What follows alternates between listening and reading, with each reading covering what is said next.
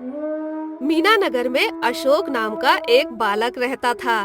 उसके दोस्त सभी अमीर घराने के थे, लेकिन अशोक के पिताजी की सिर्फ एक साधारण घड़ी सुधारने की दुकान थी, जहां वो पुरानी घड़ियों को सुधार के अपने परिवार का पालन पोषण करते थे।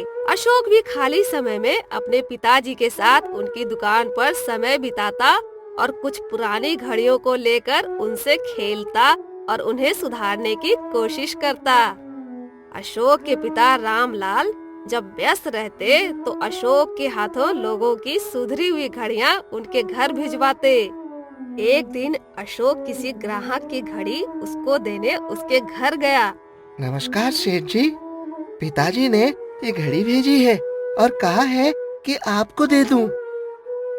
वो ग्राहक अशोक से घड़ी ले लेता है और अशोक को एक पुरानी घड़ी देता है और कहता है, बेटा, बहुत दिनों से मैं तुम्हारी दुकान के पास से नहीं गुजर पाया हूँ। एक काम करो, अपने पिताजी से कहो इस घड़ी की भी मरम्मत कर दे।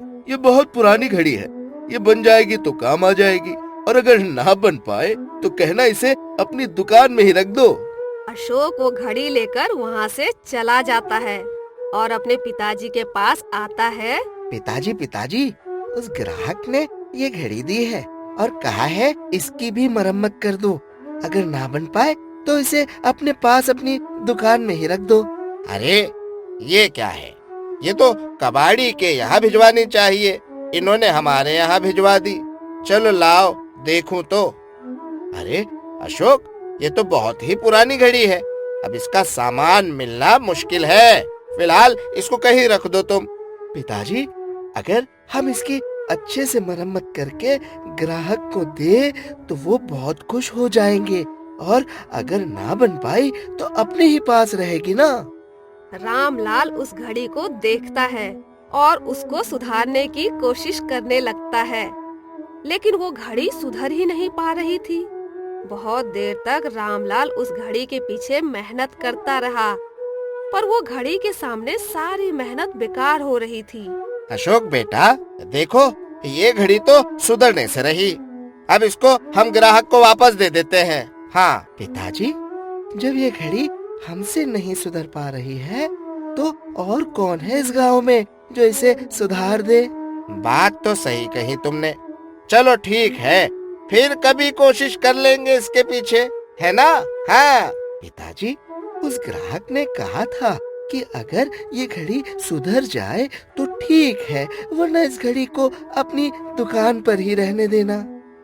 अच्छा ठीक है, अभी एक काम करो, इस घड़ी को कहीं रखवा दो, ठीक है? हाँ यहाँ रखवा दो।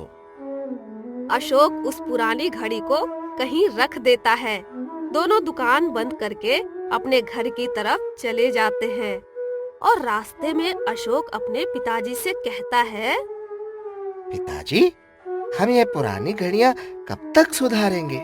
क्यों ना हम बाजार से नई घड़ियां लाकर उनको अपनी दुकान पर बेचें। हमारे पास हमारी दुकान है, हमारे ग्राहक हैं, सबके सब हमारे ही पास आएंगे और नई घड़ियां खरीदेंगे। हाँ बेटा, ये तो बात बिल्कुल सही कही तुमने। हम कब तक इन पुरानी घड़ियों में उलझ कर रहेंगे? अब हम नई घड़ियां लाएंगे और उन्हीं को बेचेंगे, मगर नई घड़ियां लाने के लिए रुपए की, पैसों की जरूरत होगी, वो कहाँ से आएंगे? पिताजी, हम रात दिन मेहनत करते हैं, तब भी हम उतना नहीं कमा पाते जितने की हमें जरूरत होती है। लेकिन अब इस नए काम को शुरू करने हम बहुत मेहनत करेंगे, अपनी सभी पुरानी घड़ियों की मरम्मत अच्छे से करेंगे और खर्चा कम करेंगे, बचत ज्यादा करेंगे और नई घड़ियों का कारोबार शुरू कर देंगे। बात तो सही है बेटा, अब से ऐसा ही करेंगे, लेकिन नई घड़ियों का कारोबार करने के लिए बहुत मेहनत है बेटा। दोनों ही घर पहुंच के सो जाते हैं और अगले दिन सुबह दुकान पर जाने लगते हैं। रामलाल की पत्नी उन दोनों का टिफिन तैयार करके उन्हें देती है। ये दुकान पहुंचते हैं और मेहनत करके नई घड़ियों के कारोबार करने के अपने लक्ष्य को पाने की कोशिश में लग जाते हैं। थके हारे घर आकर सो जाते हैं। अगले दिन जब दुकान के लिए जाते हैं तो रास्ते में अशोक को एक घड़ी मिलती है। अशोक इसको उठाता है और अपने पिता को दे देता है। पिताजी, ये देखिए, मुझे ये घड़ी मिली है। बेटा, ये घड़ी कुछ अजीब लग रही है। हाँ पिताजी, और ये चल भी रही है। लगता है ये बहुत कीमती घड़ी है, पर इतनी कीमती घड़ी कोई कैसे कहीं गिरा सकता है? पिताजी, अब ये घड़ी हम दुकान पर ले चलते हैं और इसे खोल कर देखते हैं।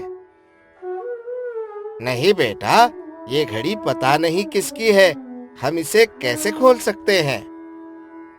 पिताजी, सिर्फ खोल कर देखेंगे, फिर बंद कर देंगे।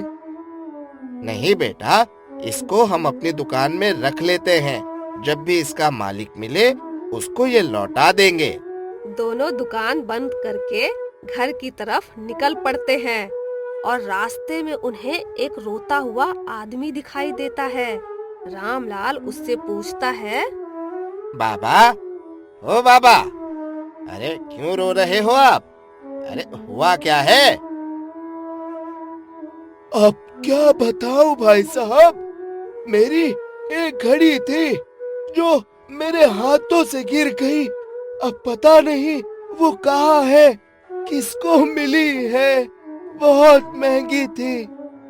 रामलाल और अशोक सोचने लगते हैं कि कहीं जो घड़ी उन्हें मिली है वो इस बाबा की तो नहीं है।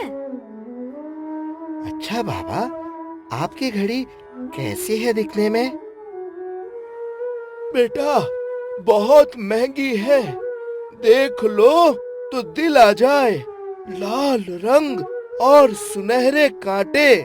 अशोक और रामलाल सुनते ही हैरान हो जाते हैं कि ये तो उसी घड़ी की बात कर रहे हैं जो उन्हें मिली है। बाबा, आप फिक्र न कीजिए, आपकी घड़ी कहीं नहीं गई। आप बस हमारे साथ चलिए, हम आपको आपकी घड़ी दिए देते हैं। बाबा अशोक और रामलाल के साथ उनकी दुकान पर जाते हैं और वो घड़ी ले लेते हैं और वहाँ से चले जाते हैं। और अशोक और रामलाल दुकान फिर से बंद करके अपने घर आते हैं।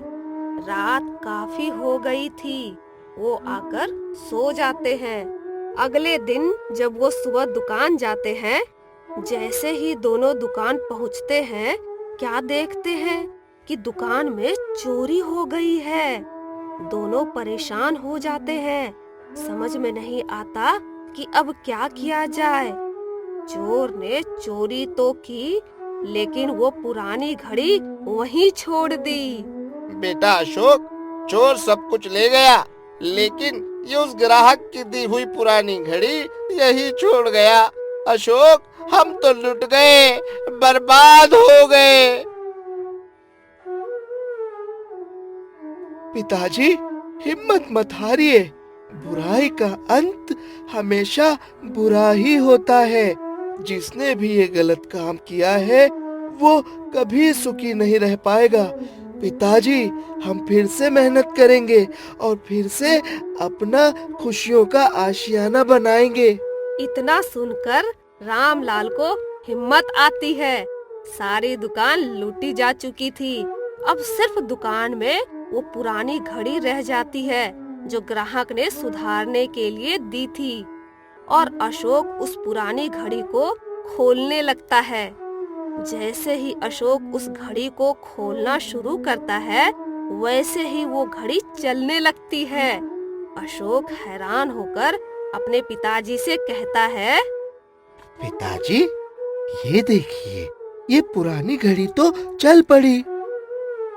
हाँ अशोक, ये तो चमत्कार हो गया।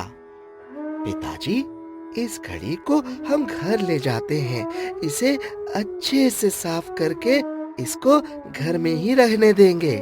ठीक है बेटा, लेकिन फिर न जाने कब बंद हो जाए, क्या भरोसा। इतना कहकर दोनों बाप बेटे अपने घर चले जाते हैं और अशोक घड़ी को साफ करने लगता है। जैसे ही अशोक घड़ी साफ करता है, घर में अंधेरा हो जाता है और घड़ी में अगले एक दिन का सारा माजरा दिखाई देता है। सभी इस जादू को देखकर परेशान हो जाते हैं। बेटा अशोक, ये तो गजब हो रहा है। ये घड़ी तो आने वाले दिनों की सारी बात बता रही है। बेटा, इस घड़ी के हिसाब से हम तो बहुत बड़े अमीर बनने वाले हैं। हाँ पिताजी, और मुझे तो लगता है कि घड़ी सिर्फ पिछले दिनों की नहीं बल्कि अगले दिनों की भी बातें बताएंगी। पिताजी, आप रुकिए। अशोक उस घड़ी को फिर से साफ करता है और उस घड़ी के समय को पीछे करता है और घड़ी पिछले दिनों की दास्तान बताने लगती है, जिसमें उन्हें उस चोर का पता लगता है जिसने चोरी की थी। वो दोनों उस चोर को पकड़कर अपनी दुकान का सारा सामान वापस मांगते हैं, लेकिन उस चोर ने सामान कहीं बेच दिया था और उस चोर ने सामान के बदले अशोक और रामलाल को उस सामान की कीमत दे दी। दोनों ने पैसे लेकर नई घड़ियां खरीदकर अपना नया कारोबार शुरू किया और खूब पैसे कमाने लगे और उस जादुई घड़ी को अपने घर में संभाल कर रख दिया।